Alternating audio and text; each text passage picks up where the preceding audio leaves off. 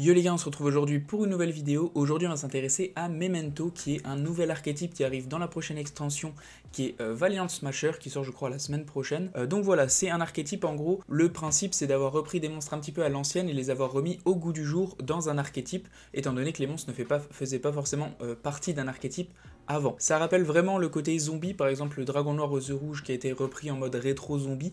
C'est un peu le même délire mais pour le coup ils ont créé un nouvel archétype donc pourquoi pas. Aujourd'hui ce qu'on va faire c'est tout simplement voir un petit peu toutes les cartes de l'archétype, voir pourquoi elles sont intéressantes et pourquoi elles sont jouées, et derrière, après avoir vu les effets des cartes, voir un combo pour voir concrètement. Pour commencer, ce qu'on va faire, c'est qu'on va voir un petit peu quel est notre objectif final, pour comprendre après pourquoi on va faire 1 million d'effets pour atteindre cet objectif-là. Donc le premier monstre qu'on va voir, c'est Memento Teluklika Combined Creation, qui est un monstre qu'on va jouer x1 dans le deck et qui est vraiment le boss monster du deck. En gros, ce monstre-là, c'est notre objectif. On a envie de l'avoir sur le terrain à la fin de notre tour. Ce monstre-là, qu'est-ce qu'il fait? Donc en gros, il a déjà 5000, ce qui est quand même pas négligeable même dans Yu-Gi-Oh actuellement. Au niveau de ses effets, du coup, on ne peut pas l'invoquer norme ou on peut pas le set, on peut que l'invoquer spé depuis notre main ou notre cimetière en renvoyant 5 monstres memento de noms différents depuis notre main ou notre cimetière dans notre deck ou extra deck. Donc possiblement on va avoir des monstres d'extra deck qui vont sortir plus tard. Au niveau de son autre effet, c'est que tant qu'on contrôle pas d'autres monstres, cette carte elle va pouvoir attaquer tous les monstres de l'adversaire, donc c'est intéressant étant donné qu'elle a 5000, et aussi une fois par tour, si notre adversaire active une carte ou un effet, excepté durant la dommage step, on peut invoquer spé un monstre memento depuis notre main ou notre cimetière. Donc en soi ce monstre il est assez compliqué à invoquer, notre objectif de base c'est de l'invoquer, donc pour ce faire il va falloir qu'on l'envoie lui, plus 5 monstres memento de noms différents depuis notre deck ou notre main au cimetière pour les renvoyer dans le deck et que lui se spé. Au niveau de ses autres effets, ils sont assez intéressants, mais franchement, il aurait mérité une petite negate, au moins de magie piège, ça aurait été quand même assez intéressant. Vous allez me dire pourquoi on va se casser la tête à invoquer un monstre si compliqué pour tout simplement qu'il n'ait pas de negate. C'est parce qu'on a besoin de lui pour rendre utile notre piège. Notre piège qui est Memento Lan Cranium Burst, qui est une piège continue. Le principe de cette carte, son premier effet, c'est que durant la battle, si on a des monstres memento, l'adversaire ne peut que taper notre monstre memento avec le plus d'attaque. C'est un peu le même principe que la Link Vanquish actuellement. Au niveau de son second effet qui est le plus intéressant, c'est que quand notre adversaire va activer un effet de monstre sur le terrain, on va pouvoir target un de nos Mementoal Teluklika Combined Creation, qui est le boss monster qu'on vient de voir juste avant, et ensuite on va lui faire perdre 1000 d'attaque def, et derrière on va annuler l'activation de l'effet de monstre de l'adversaire. On peut utiliser cet effet de cette carte-là qu'une seule fois par chain, donc ce n'est pas limité par tour. Donc sur le principe, vous avez, vu que votre monstre a 5000 attaques def, vous avez 5 negates de monstres sur le terrain de l'adversaire, en réduisant l'attaque défense de votre monstre à 0.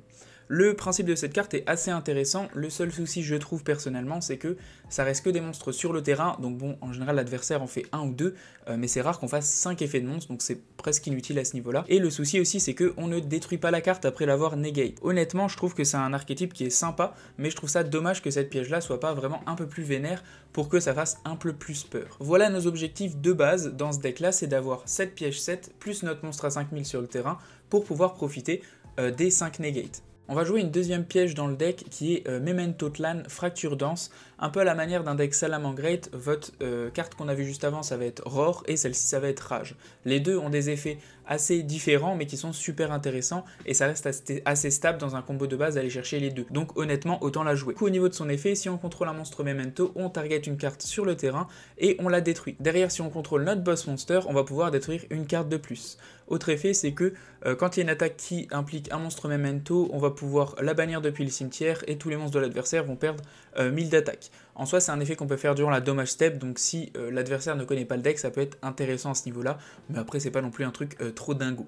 Au niveau de la prochaine carte qu'on va voir, c'est la magie de terrain qui est super importante pour les combos. Son premier effet, c'est que si un monstre memento battle un monstre de l'adversaire, notre adversaire ne peut pas activer de magie ou piège jusqu'à la fin de la dommage step. C'est le même principe que les monstres rouages anciens pour le coup à l'ancienne. Ensuite, si on a un monstre qui est détruit par battle ou par effet de carte, on va pouvoir target ce monstre là et invoquer spé un monstre memento depuis notre main ou notre cimetière qui a un level tout simplement inférieur à ce monstre qu'on a détruit, ce qui est vraiment intéressant et très simple dans l'archétype, comme vous allez le voir juste après. On peut utiliser cet effet qu'une seule fois par tour, et dernier effet, une fois par tour durant la end phase, on va pouvoir target une carte magie ou piège memento dans notre cimetière et la set directement.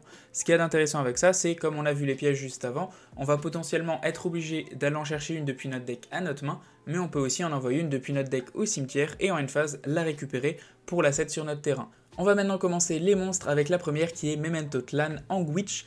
Niveau 3, au niveau de ses effets, cette carte là quand elle est norme ou elle est spé, on va pas pouvoir ajouter un monstre memento depuis notre deck à notre main, excepté elle-même. Donc en gros elle va chercher tous les monstres de l'archétype, ce qui est super intéressant. Au niveau de son second effet qui est tout aussi intéressant, on peut target un monstre level 2 ou moins dans notre cimetière, détruire un monstre memento qu'on contrôle et si on le fait invoquer le monstre qu'on a target depuis le cimetière. On peut utiliser chacun des effets de Witch qu'une seule fois par tour. Ce qu'il y a de sympa aussi, vous allez voir dans les mementos, c'est bien que à chaque fois on peut détruire pour activer un effet, mais ça inclut soi-même. Donc en gros, là elle peut se détruire elle-même pour invoquer un monstre memento de level 2 ou level 1 depuis le cimetière. Ça va pouvoir impliquer deux monstres, le premier ça va être Goblin qu'on va voir plus tard, et le deuxième ça va être Memento Clan Mass, qu'on va jouer aussi x3 qu'on va voir maintenant.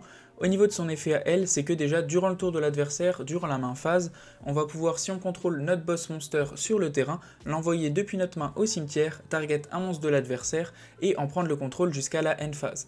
Ça rappelle vraiment le truc de mythe articulé avec l'archétype zombie. Ça rappelle vraiment ce truc de mythe articulé avec l'archétype zombie qui est vraiment exactement le même principe. Durant la main phase, on va pouvoir détruire un monstre memento, donc potentiellement elle-même, et derrière, on va pouvoir ajouter une carte memento depuis notre deck à notre main, excepté elle-même. On peut utiliser chacun de ces effets qu'une seule fois par tour. En soi, c'est elle qui va nous permettre d'aller chercher une des deux pièges, parce qu'elle permet bien d'aller chercher une carte depuis le deck à la main. Donc le principe, c'est vraiment que la première piège qu'on a envie d'aller chercher, c'est elle qui va aller la chercher. Ensuite, on va jouer Memento Lan Tatsuno Toshigo x3, qui est super intéressant aussi. Donc ce monstre-là, si on ne contrôle pas de monstres, ou alors seulement des monstres Memento, on peut le spé depuis notre main. Donc ça, c'est déjà super sympa, et en plus, ce n'est pas limité par tour. Si vous en avez deux, vous pouvez invoquer potentiellement les deux. Ensuite, durant la main phase, on peut détruire un monstre Memento qu'on contrôle, donc potentiellement encore une fois lui-même, et envoyer un nombre de monstres Memento de noms différents depuis notre deck au cimetière, égal ou inférieur au level du monstre qu'on a détruit. Par exemple, lui est niveau 5, le principe c'est d'envoyer potentiellement un monstre level 4 et un monstre level 1, et derrière on peut utiliser cet effet qu'une seule fois partout. Étant donné notre objectif d'envoyer des monstres Memento au cimetière, ça reste super intéressant comme effet, et vous allez voir que dans un combo de base, c'est ultra utile. On arrive maintenant à Memento Clan Dark Blade niveau 4 qu'on va jouer aussi x3. Son premier effet c'est qu'on peut défausser une carte de l'archétype et derrière détruire une magie piège de l'adversaire. Ça reste un effet qui est toujours intéressant.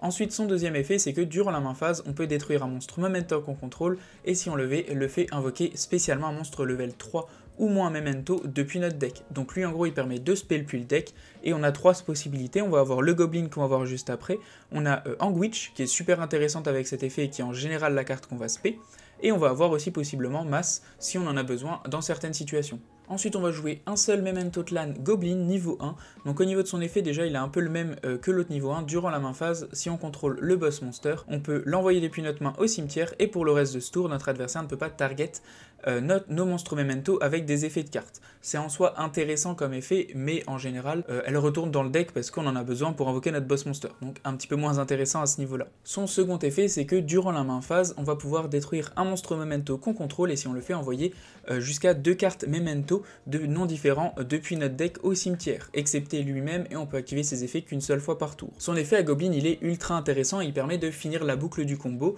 il permet d'envoyer le boss monster au cimetière pour qu'il puisse se réinvoquer, et il permet d'envoyer une des pièges qu'on a vu au début de la vidéo, tout simplement pour que le terrain puisse la récupérer en end phase. Donc ce monstre là est super intéressant. Le dernier qu'on va voir c'est Memento Clan Horn Dragon qui va être joué x1.